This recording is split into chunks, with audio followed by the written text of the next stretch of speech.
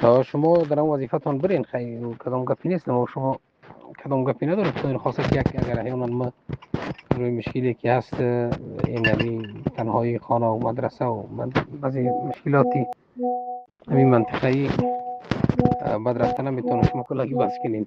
این نظام ما و شماست، ما و شما به خاطر نظام تکه و پارچه شدیم، چقدر زحمت کردیم دیگه. این نظام به هیچ وجه ما ایدست نمیدیم. این نظام خو وابسته به یک مردم یک گروه نیست که بعد خلاص خیمم بندک خفگی نظام کلاهی ما و شما اعلام کنیم.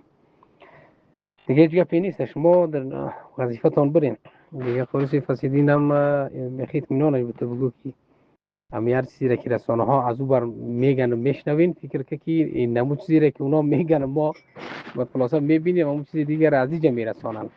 همون چیزی که از اینجا واقعیت نداره، این چیزی را که از اینجا میگن اینا هم واقعیت نداره.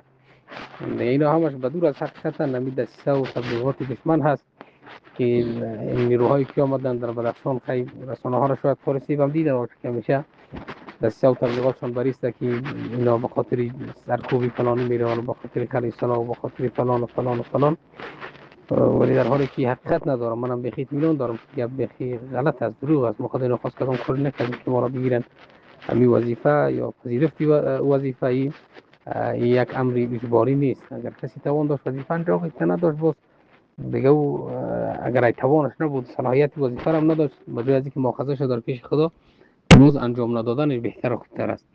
به این لحاظ همو خاریسی هم خودش خیلی رسانه را میبینه که ولا رفتن شستن چندین بار قاریسی و بنسه آوردن و یا قطعی ما شستن دیگه جورامت نشد فلان و بیسمدان و پیشنهاد خماندانی و ریاست فلان. این همین چیزایی است که دشمن و خلاص هم یک دستیات را برام میاندازه تا باشد که همی ذهن فکری مجاهدین یا مسئولین کمی مشکوک بکنه.